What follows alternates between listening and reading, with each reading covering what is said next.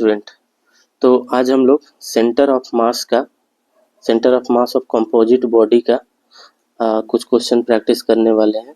ठीक है, तो इसमें जो क्वेश्चन है वो काफ़ी अच्छे क्वेश्चन है जो कि नीट के लिए काफ़ी हेल्पफुल होगा और JEE मेंस के लिए भी काफ़ी हेल्पफुल होगा।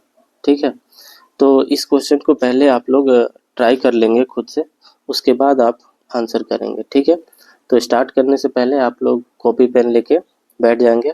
ठीक है, और अगर आप सॉल्व कर रहे हैं तो ऐसे ABCD करके तुक्का नहीं मारना है। ठीक है, कंप्लीट पहले आप लोग सॉल्व करेंगे, आंसर मिलाएंगे, उसके बाद फिर सॉल्यूशन देखेंगे। ठीक है, चलिए तो स्टार्ट करते हैं फर्स्ट क्वेश्चन। ठीक है, तो फर्स्ट क्वेश्चन क्या बोलता है, all the particle of the body situated at distance t from the origin। जैसे देखिए, मान लो कि all the particle, सपोज ये origin है अपना और यहाँ से d डिस्टेंस पे सारे पार्टिकल हैं। ठीक है ना, ये अपना origin है, यहाँ से d डिस्टेंस पे सारे पार्टिकल हैं। ठीक है, आगे क्या बोलता है, the distance of centre of mass of the body from the origin is. ठीक है, तो देखिए यहाँ पे अगर बोला है d डिस्टेंस पे है, बस इतना हमारे पास डेटा है, तो क्या क्या प्रोबेबिलिटी हो सकती है। ठीक है, तो मान लीजिए कि बहुत सारे जो ऑल पार्टिकल मतलब बहुत सारे पार्टिकल हैं, मान लो कि सारे पार्टिकल यूनिफॉर्मली डिस्ट्रीब्यूटेड है। मान लीजिए कि ये अपना यहाँ से d डिस्टेंस पे सारे पार्टिकल क्या है, यूनिफॉर्मली डिस्ट्रीब्यूटेड है, सपोज लाइक दिस। ठीक है, इस तरीके से, है ना। अगर यूनिफॉर्मली डिस्ट्रीब्यूटेड है तो इसका जो सेंटर ऑफ मास आएगा वो कहाँ आएगा, यही ओरिजिन पे। ठीक है ना, तो अगर आप देखेंगे आपसे पूछा है centre of mass of the body from the origin, तो अभी अगर यूनिफॉर्मली डिस्ट्रीब्यूटेड है, मास कैसा है, यूनिफॉर्मली डिस्ट्रीब्यूटेड। ठीक है, यूनिफॉर्मली डिस्ट्रीब्यूटेड, तो अगर सेंटर से देखा जाए, ठीक है ना, ओरिजिन से देखा जाए, centre of mass from the body of origin से देखा जाए तो इसका सेंटर ऑफ मास यहीं पे हो जाएगा। यानी कि अगर ओरिजिन से देखें हम, ओरिजिन से, तो कितना आएगा, 0 डिस्टेंस आएगा। ठीक है, अब दूसरा देखिए और क्या हो सकता है यहाँ पे, मान लीजिए कि सारे पार्टिकल एक ही पॉइंट पे आ जाए, दूसरा फर्स्ट प्रोबेबिलिटी हो सकता है ये। सेकेंड का क्या हो सकता है कि मान लो कि यहाँ पे ओरिजिन है और सारे पार्टिकल मान लीजिए एक ही पॉइंट पे आ गए, 1 2 3 4 5 सारे इसी पे आ गए, तो इसका जो सेंटर ऑफ मास आएगा सेम इसी पॉइंट पे आ जाएगा, है ना। तो इस टाइम पे अगर सेंटर ऑफ मास यहाँ देखेंगे ओरिजिन से तो कितने डिस्टेंस पे है, d डिस्टेंस पे है। क्लियर। और तीसरा केस क्या हो सकता है, मान लीजिए कि नॉन यूनिफॉर्म डिस्ट्रीब्यूटेड हो जाए, कि अगर ये ओरिजिन है और यहाँ से मान लो कि यहाँ से क्या हो गया कि यहाँ से ये d डिस्टेंस है, ओके। अब कैसा है, नॉन यूनिफॉर्म, मान लो कि यहाँ पार्टिकल यहाँ पार्टिकल यहाँ पार्टिकल बहुत सारे आ गए और इधर क्या हो गए, थोड़े से कम हो गए। ठीक है, तो इसका जो सेंटर मान लो कि यहाँ ज्यादा हो गया, इधर कहीं कहीं 1 1 2 2 आ गए। ठीक है, और एक पॉइंट पे ऐसे नॉन यूनिफॉर्मली डिस्ट्रीब्यूटेड हो गए, तो इसका जो सेंटर ऑफ मास आएगा जहाँ पे ज्यादा मास होगी, ठीक है, तो मतलब इसका जो डिस्टेंस होगा यहाँ पे कहीं मान लीजिए d डिस्टेंस पे है, तो इसका जो सेंटर ऑफ मास आएगा वो इस पॉइंट पे आएगा। ठीक है ना, कहाँ पे आएगा, इस पॉइंट पे सेंटर ऑफ मास बनेगा। क्लियर। तो यहाँ पे अगर आप क्लियरली ऑप्शन देखा जाए तो जो हमारा सेंटर ऑफ मास है वो किसके किसके बीच में है, 0 से लेकर d के बीच में है ना। 0 से d के बीच में अगर ओरिजिन से देखा जाए तो सेंटर ऑफ मास लाई कर रहा है। ठीक है, तो ऑप्शन देखिए हमारे पास क्या क्या है, क्या d केवल d हो सकता है, नहीं। ठीक है, क्या less than equal to d हो सकता है, यस। हमारा मैक्सिमम कहाँ तक जा रहा है, d तक जा रहा है और मिनिमम कहाँ तक जा रहा है, 0 तक, तो ये हो सकता है। क्या greater than d, not possible, greater than d, not possible, तो हमारा ऑप्शन कौन सा है, less than equal to d। समझ गए होंगे। तो हमारे पास इस केस में 3 केस हम लोग देख सकते हैं कि मान लीजिए यूनिफॉर्मली है तब, और एक ही पॉइंट पे आगे सारे मास तब, और अगर नॉन यूनिफॉर्मली डिस्ट्रीब्यूटेड हो जाए तब, नॉन यूनिफॉर्मली डिस्ट्रीब्यूटेड, ठीक है ना, तब क्या केस होगा। क्लियर। तो इससे हमें पता चलता है कि ऑप्शन नंबर 2 क्या है, करेक्ट है। ठीक है, चलिए तो नेक्स्ट क्वेश्चन हम लोग देखते हैं क्या है। इसमें देखो क्या बोल रहा है कि पहले आप इसको खुद ट्राई करेंगे। ओके, तो देखिए क्या बोल रहा है, फॉर आइडेंटिकल स्फीयर और for identical sphere, 4 identical sphere मतलब 4 है। ठीक है, ईच ऑफ मास कितना है, m है और रेडियस r है। ठीक है। प्लेस्ड एट हॉरिजेंटल टेबल, एक हॉरिजेंटल टेबल पे रखा गया है, ठीक है। Touching one another so that their centre are at the corner of its square of side 2r। चलिए पहले बना लेते हैं। मान लीजिए एक स्फीयर हो गया और ये रहा दूसरा स्फीयर, सब आपस में टच कर रहे हैं, ठीक है। ओके ओके, ठीक है। और ये ऐसे, ठीक है ना, ये थोड़ा बड़ा छोटा हो गया लेकिन सारे बराबर है। और इनका रेडियस कितना है, r है, और ये r है। तो देखो क्वेश्चन में बोल दिया कि एक स्क्वायर फॉर्म कर रहा है और क्या बन रहा है, 2r साइड का बन रहा है, ठीक है, ऐसे, ठीक है। ये देखिए ये साइड कितना है, इसका साइड है अपना, कितना साइड आ रहा है यहाँ पे, 2r आ रहा है, ठीक है। तो ये है अपना 2r, ठीक है। अब आपसे क्या पूछा है, the centre of mass of the system. तो देखिए अगर ये साइड 2r है तो इसका सेंटर ऑफ मास कहाँ होगा, यहाँ पे मास m m m m, ठीक है ना, सारा m है। तो इसका सेंटर ऑफ मास कहाँ पे बनेगा, एकदम सेंटर में, बीच में, ठीक है ना, स्क्वायर के सेंटर में। अब देखिए ऑप्शन देखिए, at the centre of the square of side 2r, yes पहले ही ऑप्शन सही है। और दूसरा क्या बोलता है ये भी देख लीजिए, eight the point of circumference of the circle of the 2r, नहीं, ठीक है, सर्कमफेरेंस पे तो होगा नहीं। Eight the corner of equilateral triangle, triangle तो इधर बना ही नहीं है, नन ऑफ द अबव, ये तो है नहीं, तो ऑप्शन नंबर 1, ठीक है। चलिए हम लोग अब थर्ड क्वेश्चन देखते हैं। तो थर्ड क्वेश्चन में क्या बोलता है कि यहाँ पे देखिए, uniform wire of side 2l, l और l सोन इन फिगर, यहाँ पे आपको दिख रहा होगा, ठीक है। उसके बाद क्या बोलता है, x y coordinate of the centre of mass of each side as shown in figure, okay. X coordinate y coordinate दोनों दे रखा है यहाँ पे, देखिए यहाँ पे ये और ये, ओके। और क्या बोलता है, x y coordinate of the centre of mass of the wire respectively, तो मतलब सेंटर ऑफ मास का एक्स और वाई कोऑर्डिनेट क्या होगा। तो हमें फॉर्मूला पता है क्या होता है आपका, एक्स सी वाई एम अगर लिखना है तो कितना लिखते हैं, m1 x1 plus m2 x2 plus m3 x3 dot dot dot जहाँ तक जाए अपॉन में m1 plus m2 plus m3 ऐसे डॉट डॉट डॉट, ठीक है। तो यहाँ से अगर मैं एक्स सी ओ एम लिखूँ तो क्या हो जाएगा, m1। तो पहले मास समझिए क्या होगा, अगर ये लेंथ है, सपोज हम मान रहे हैं कि अगर लेंथ l है तो मान लो मास m है। अगर इसका लेंथ 2l है तो इसका मास कितना मान ले, 2m में हो जाएगा। और यहाँ कितना हो जाएगा, फिर से m होगा, ठीक है। अब देखिए लिखते हैं क्या क्या हो जाएगा। तो अगर इसके लिए लिखा जाए एक्स सी ओ एम पहले वाले के लिए, ठीक है, तो यहाँ पे क्या होगा, मास है m और x कोऑर्डिनेट इसका कितना है, l/2, ओके। प्लस यहाँ पे देखो कितना है, मास है 2m और इसका x कोऑर्डिनेट कितना है, 0 है, ओके। प्लस यहाँ पे मास कितना है, m है, और x कोऑर्डिनेट कितना है, l/2 है, डन। यहाँ से ये तो, और टोटल मास कितना हो गया, m है 2m और यहाँ टोटल हो गया 4m, ठीक है। तो यहाँ से देखो ये कैंसिल आउट हो गया, ml/2 ml/2 कितना हो जाएगा, यहाँ से ml/2 l/2 l, यानी कि ml हो गया अपॉन में 4m, m से m खत्म हो गया, आंसर आया l/4, यानी x कोऑर्डिनेट हमारा कितना मिला है, l/4। तो देखिए आपके पास दो ऑप्शन है, l/4 l/4, है ना, या तो फर्स्ट होगा या तो फोर्थ होगा, ठीक है।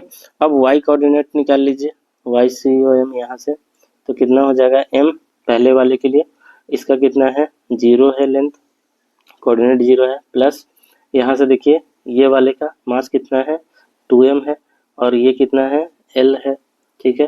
प्लस यहाँ से मास कितना है, m, और y कोऑर्डिनेट कितना है, 2l है, टोटल मास 4m है, ये खत्म हो गया, बचा कितना, 2m, और इधर भी 2ml और 2ml, कितना बचा, 4ml अपॉन में 4m कट गया, क्या बचा अपने पास, l आया, यानी कि ऑप्शन नंबर 4, ठीक है। तो यहाँ पे सही ऑप्शन कौन है, 4, ठीक है। चलिए समझ गए होंगे, चलिए नेक्स्ट क्वेश्चन पे आते हैं। तो यहाँ पे देखिए कि यहाँ पे क्या क्या दे रखा है, देखो अ सर्कुलर प्लेट है, यानी कि प्लेट अगर जब बोल दे तो मतलब आप बात कर रहे हैं, हम लोग एरिया के बारे में बात कर रहे हैं, ठीक है ना, area, done. Plate of radius a/2, ठीक है, यहाँ radius a/2 at contact with the square of side a, है ना, एक स्क्वायर है जिसका साइड a है, ये भी 2D में ही है, ठीक है। The density and thickness of the thickness are same everywhere, मतलब सब जगह यूनिफॉर्मली डिस्ट्रीब्यूटेड मास है, ठीक है। Centre of mass of the composite of the system will be, क्या होगा, ठीक है।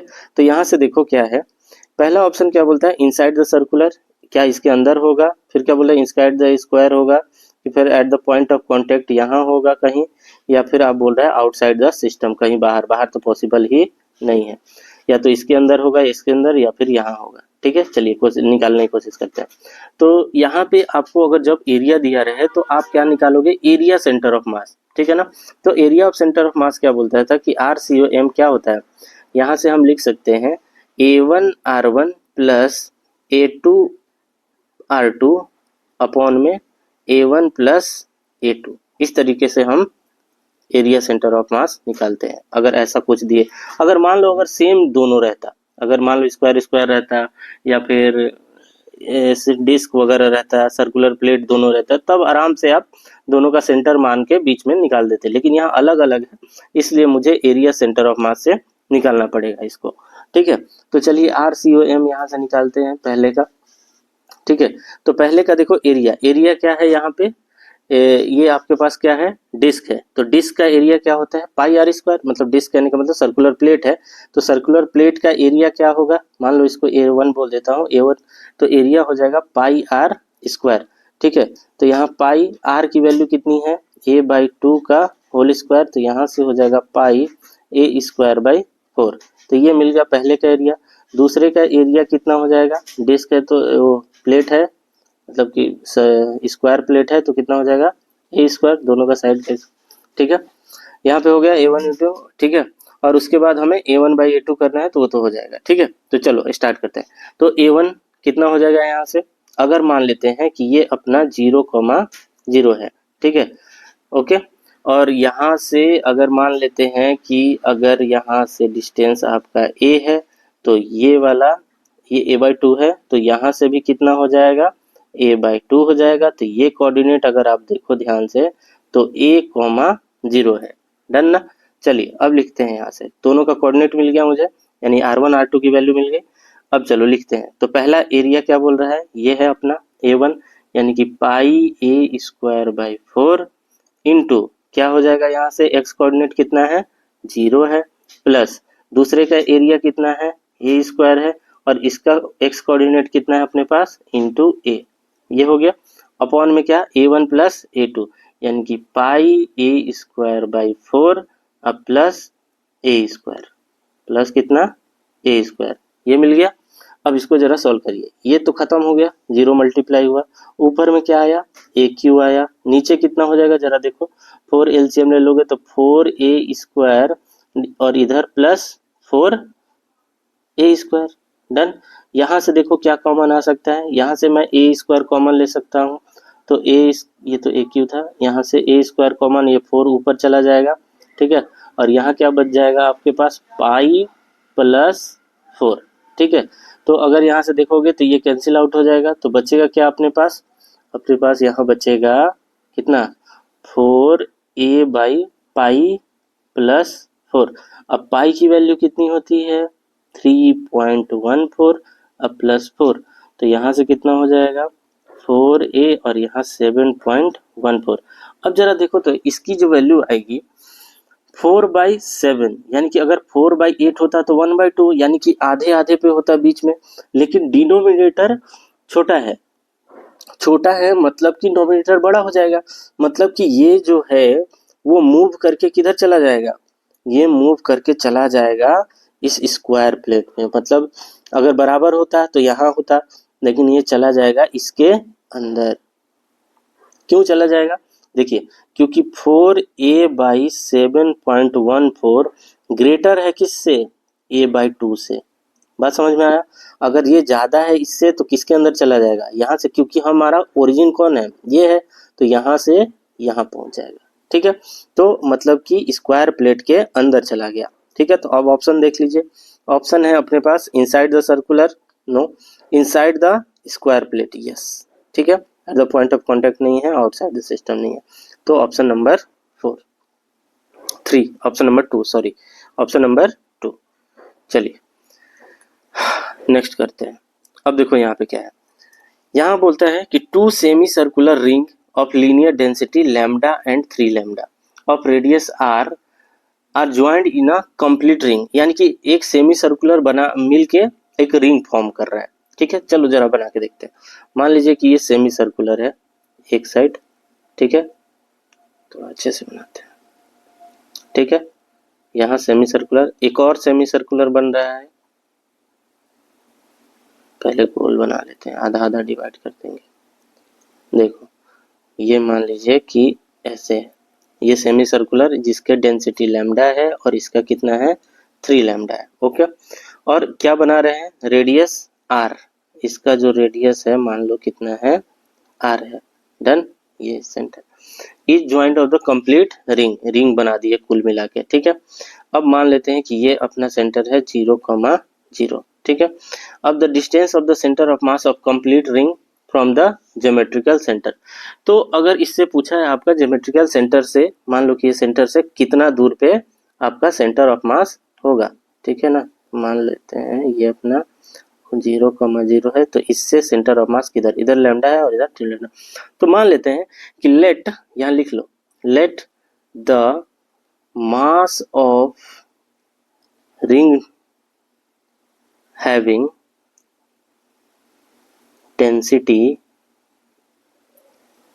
क्योंकि हमें मास नहीं पता है, डेंसिटी लैम्डा बी एम, है ना, कि जिसका लैम्डा है उसका हम मास डेंसिटी कितना मान लेते हैं, एम है।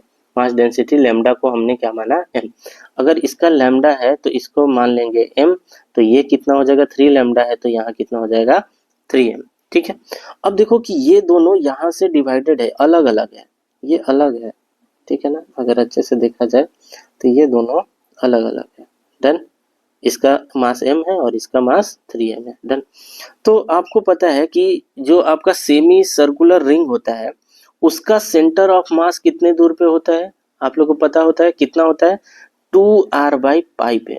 यानी कि अगर यहाँ से रेडियस r है तो इसका सेंटर ऑफ मास कहाँ लाइक कर रहा होगा, यहाँ पे 2r/पाई, और ये भी रेडियस सेम है तो इसका सेंटर ऑफ मास यहाँ लाइक कर रहा हो कितना पे, 2r/पाई, सॉरी कितना, यहाँ से 2r/पाई और ये भी 2r/पाई।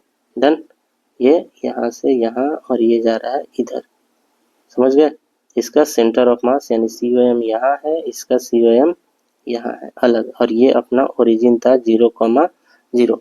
डन, अब यहाँ से मुझे सेंटर ऑफ मास निकालना है। ठीक है, तो सिंपल वही फार्मूला लगाते हैं, XCOM का कितना हो जाएगा, यहाँ से M1 x1 plus M2 x2 upon M1 plus M2। Done, रखिए वैल्यू रखिए। M1 इसका कितना है, मास M। अब देखो इस ओरिजिन से हम जा रहे हैं लेफ्ट साइड, तो लेफ्ट साइड क्या लेंगे, नेगेटिव, और राइट साइड लेंगे पॉजिटिव। तो नेगेटिव में जाओगे तो यहाँ क्या लिखोगे, -2r/पाई। डन, प्लस मास कितना है 3m है इसका, और लेंथ कितना लिखेंगे 2r/पाई। डन, अपॉन टोटल मास कितना हो जाएगा 4m हो जाएगा। अब जरा सॉल्व कर दो, आंसर आ जाएगा। ठीक है, तो यहाँ कितना हो जाएगा, यहाँ हो जाएगा माइनस में, यहाँ से देखो कॉमन 2r/पाई m कॉमन हो जाएगा, यानी कि 2 क्या कॉमन ले सकते हैं, यहाँ से कॉमन ले लीजिए mr/पाई। ठीक है, mr/पाई कॉमन ले लिए तो यहाँ बचा -2 और यहाँ बचा 3 2 जा 6 प्लस 6 डिवाइडेड बाई 4m। तो यहाँ ऊपर हो जाएगा मास से मास कैंसिल आउट, यहाँ बच जाएगा 4, अब 4 से यानी कि 4 भी कैंसिल आउट, और यहाँ बच जाएगा r/पाई। ओके, तो ऑप्शन देखिए, ऑप्शन नंबर 2 यानी कि r/पाई। ओके, चलिए समझ आया होगा। चलिए आगे देखते हैं। अब ये तो आसान क्वेश्चन है, ये तो कर सकते हैं। अब क्या है, figure shows 2 cylindrical rod whose center of mass is marked at A and B, A और B। ठीक है ना, the line joining A and B divided the region to part of region 1 and region 2। region 1 region 2 है ये अलग अलग। choose the correct option of the reading of the regarding center of mass of the combined system। तो मान लो इसका centre mass यहाँ है, इसका सेंटर, तो कहीं आएगा सेंटर ऑफ मास, इसके बीच में कहीं ना कहीं होगा। ठीक है, क्योंकि मास m है, दोनों बराबर है, तो सेंटर ऑफ मास कहाँ होगा, बीच में। देख लो, centre of mass of the lies region 1, no, centre of mass no, centre of mass of the system lies between A and B, A और बी के बीच में होगा, ऑप्शन नंबर 3। ठीक है, चलिए आगे देखिए। तो चलिए नेक्स्ट क्वेश्चन पे हम लोग चलते हैं। और तो पहला देखते हैं यहाँ पे क्या बोलता है कि the 3 identical sphere of each mass 1 kg kept and shown in figure, यानी कि 3 अपने पास आइडेंटिकल स्फीयर हैं जिनका मास कितना है 1 kg, 1 kg and 1 kg। Okay, touching each other, सारे आपस में touch with their centre of straight line, इस स्ट्रेट लाइन के अलोंग सब है। If their centre of mass is marked as P Q R, सारा यहाँ पे पी क्यू एंड आर पे सेंटर ऑफ मास है इनका। The centre distance, the distance of the centre of mass from the P, यानी कि इस P यानी कि ओरिजिन बोला है इसको 0,0, यहाँ से आपसे पूछा है कि सेंटर ऑफ मास कितनी दूर होगी। तो चलिए निकालते हैं एक्स सी ओ एम, तो कितना हो जाएगा यहाँ पे m1, तो मान लो सबका मास कितना है 1 kg, तो m1, और ये अगर ओरिजिन है तो इसका तो भाई कितना होगा 0 प्लस m, यानी कि ये भी कितना है 1 इंटू ये डिस्टेंस कितना हो गया अपने पास पी क्यू, क्योंकि पी क्यू आर एस ये इसी के टर्म में पूछा ही है, तो पी क्यू प्लस यहाँ से फिर से मास कितना है m, और ये डिस्टेंस यहाँ से कितना हो गया into P R. Okay, R है। ओके, टोटल मास कितना है 3 है, तो ये तो 0 हो गया, यहाँ से क्या बचा P Q plus P R upon 3 हो गया एक्स सी ओ एम।